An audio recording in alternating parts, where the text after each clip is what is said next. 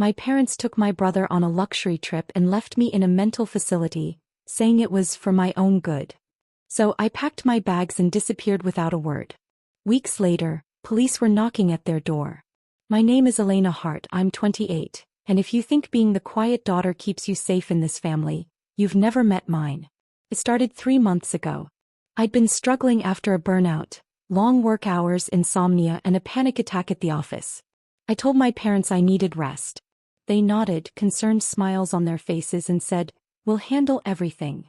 2 days later they dropped me off at Rose Hill Recovery Center, a place that smelled like bleach and hopelessness. I thought it was a weekend retreat. Instead, I was handed intake papers, already filled out, for observation. That night they posted beach selfies from Santorini. My brother Tyler grinning, mom holding champagne.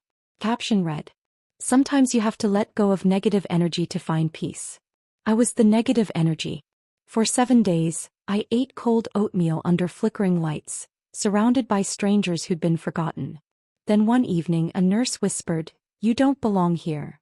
She handed me a discharged patient's bag. Inside were street clothes, $50, and a phone charger.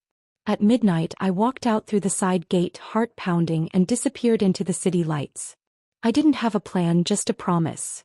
If they wanted peace I'd give it to them, but not the kind they'd planned for. That night the city felt louder than I remembered. Neon signs, car horns, and rain mixing with adrenaline. Freedom didn't feel like victory. It felt like shaking hands and an empty stomach. I took a bus to the next town over, using the $50 to buy coffee and a one-night motel room that smelled like mildew. I stayed awake staring at the ceiling, replaying every word my parents had said before leaving me there. "It's temporary, honey. You'll thank us later." I wanted to believe them. But when I checked my voicemail, the truth hit hard. "We've decided not to contact her for a while," Mom's voice said. Space might help. They weren't worried, they were relieved. The next morning I called my old coworker Jenna, pretending everything was fine. She hesitated before saying, "Elena, your parents told everyone you checked yourself in. They said you had a breakdown." The lie was spreading, neatly wrapped in sympathy.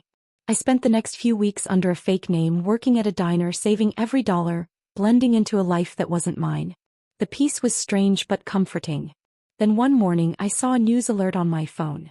Local family reports missing daughter after mental health escape. My photo, pale, tired, terrified, filled the screen. They'd filed a missing person report. The same people who'd left me behind were now performing concern for the cameras. I stared at the screen, a slow, unfamiliar calm spreading through me. They wanted their broken daughter back? Then maybe it was time they met the version they created. By the time my story hit local news, the comment section was full of sympathy.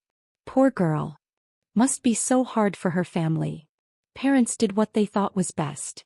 And there they were, my parents, standing on their front porch for interviews. Eyes glassy, voices trembling, playing perfect victims. "We just want her home," Mom said into the camera. "She wasn't well. We were helping her heal," Dad added softly. "Elena is sensitive. She misunderstands love." Love. They called abandonment love. That night I sat at the diner counter. I'd run. I'd hidden. I'd cried. But what I hadn't done was speak. They'd written my narrative and I'd let them. So I opened the notes app on my phone and started typing. My parents checked me into a mental facility under false pretenses, then left for vacation. They took my brother to Greece while I was locked inside a ward with strangers. This is what family love looks like when money buys the mask. I hit post. First nothing happened. Then Jenna texted, "Elena, your post's going viral." Within hours, thousands of comments poured in. People from all over were sharing their own stories of manipulation, gaslighting, and betrayal. By morning, journalists were calling me. I ignored most, until one message stood out. "We're investigating Rose Hill's unethical patient intakes. We'd like to hear your experience." For the first time someone wanted the truth. My truth. And suddenly I wasn't just the girl who'd been left behind. I was the evidence they couldn't silence anymore. 2 days later I met the journalist in a small cafe outside the city. Quiet, safe, neutral. Her name was Rachel Clean, a soft-spoken woman with eyes that missed nothing. She slid a recorder across the table. "You can stop any time you want," she said. I took a breath and began. I told her everything. How my parents had used my burnout as leverage. How they'd signed the papers. How I'd watched their vacation photos from a locked room. Rachel didn't interrupt once. When I finished, she said softly, "You know, this isn't just about your parents. Rose Hill has a pattern. We found 3 other patients with similar stories. That hit hard. They're running a business on betrayal." She nodded. "And families like yours make it possible." I gave her copies of everything. Discharge notes, fake intake signatures, even the voicemail from Mom said she needed space. Rachel, the journalist, promised anonymity until the piece was verified. The next morning my inbox exploded. The exposé had dropped. The price of peace, families paying to disappear their problems. My name wasn't mentioned, but the details were unmistakable. The story trended within hours. Rose Hill's management called it a misunderstanding. Investigations opened. Sponsors pulled funding. Then a message from Dad appeared on my screen. "You went too far this time, Elena. We're ruined." I stared at it for a long minute before typing back. "You ruined me first. I just told the truth." For the first time in years, truth felt heavier than guilt, and infinitely lighter than silence. By the end of that week, the news cycle had swallowed my parents whole. Their names weren't printed, but people in our town connected the dots quickly. Mom deleted her social media. Dad resigned early from his firm. My brother Tyler posted a single line on his profile. "Wish people would stop judging what they don't understand." But I understood perfectly. I had been their silence until I turned it into evidence. Still, revenge wasn't as sweet as I'd imagined. My stomach twisted every time a new article surfaced. I hadn't wanted chaos. I'd wanted closure. Then one night there was a knock on my motel door. I froze. It was late, close to midnight. When I opened it, Tyler stood there. His hair was unkempt, his eyes tired, a paper bag in his hands. "Don't slam it, okay?" he muttered. "I just wanted to see you." I let him in cautiously. He handed me the bag. Pastries from the same bakery we used to visit as kids. He sat down, avoiding my gaze. "They're falling apart," he said quietly. "Mom doesn't sleep. Dad won't talk to anyone. They didn't think you'd ever go public." "They didn't think I'd survive," I replied. He nodded slowly. "They messed up. But I don't think they meant to destroy you. They just didn't know how to love you." That sentence hit harder than anything else, because maybe in some twisted way it was true. He finally looked up. "Are you okay?" I thought about it for a long time before answering. "I'm not sure. But for once I'm me." Tyler smiled faintly. "That's more than they'll ever be." And for the first time the space between us didn't feel broken. It felt honest. After Tyler left, I sat awake for hours, staring at the city lights outside my window. His words echoed in my head. "They just didn't know how to love you." Maybe that was the truth. Maybe I'd spent half my life trying to translate affection from people who only spoke in control. The next morning my phone buzzed again. It wasn't family, it was Rachel. "Elena, you might want to see this." She sent me a link to a follow-up story. Rose Hill's license had been suspended pending investigation. Former staff were testifying. One nurse, the same woman who had whispered, "You don't belong here," had come forward, confirming everything. My chest tightened. "She saved me," I murmured. Rachel's text followed. "You did that for yourself. She just opened the door." For the first time the word saved didn't feel passive. It felt earned. Later that day I visited the boardwalk outside the city, the one Mom used to take us to when we were kids. Families laughed, couples strolled, seagulls circled.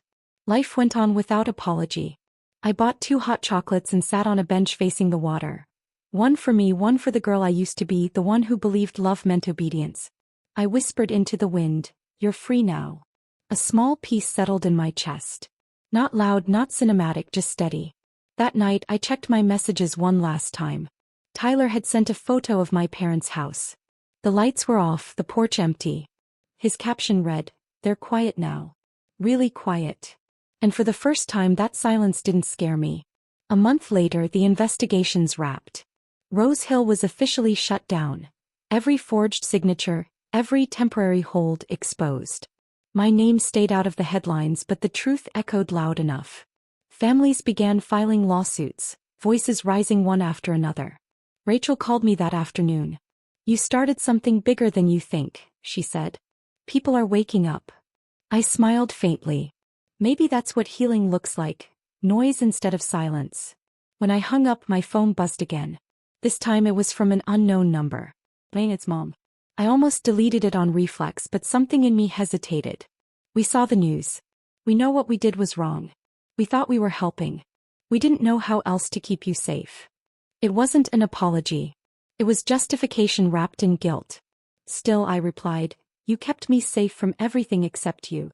No response followed, but for once I didn't need one. That evening I met Jenna for dinner. She looked at me over her glass and smiled. You look different. Lighter. Because I finally stopped waiting for closure from people who benefit from keeping me broken, I said. She nodded slowly. So, what now? I watched the street outside the window. Lights, strangers, ordinary life. Now I help others find their way out.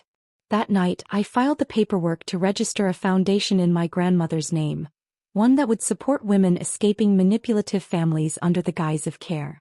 A quiet rebellion disguised as hope. Because I'd learned something they never did. You can't silence someone who finally speaks the truth. And my voice wasn't done yet. 6 months later, the foundation was running out of a small office near the coast. 1 desk.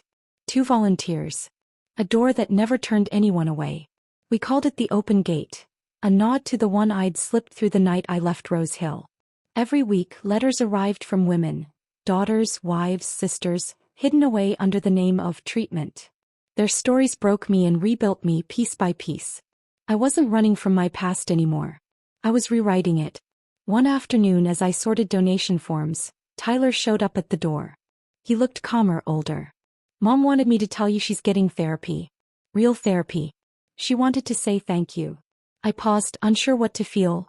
Gratitude, relief, maybe both. Tell her I hope she learns what love actually means, I said softly. He nodded. She's trying. After he left, I walked outside. The ocean stretched wide, endless, forgiving. The wind carried the same scent as the night I escaped, but now it didn't smell like fear. It smelled like freedom. I thought of that fragile girl clutching $50 and a promise. I wanted to tell her she'd make it, that someday she'd build something unbreakable out of what they tried to destroy. The waves rolled steady and sure. I made it out, I whispered. And I'm never going back. Because sometimes the loudest revenge isn't anger. It's peace that never asks permission.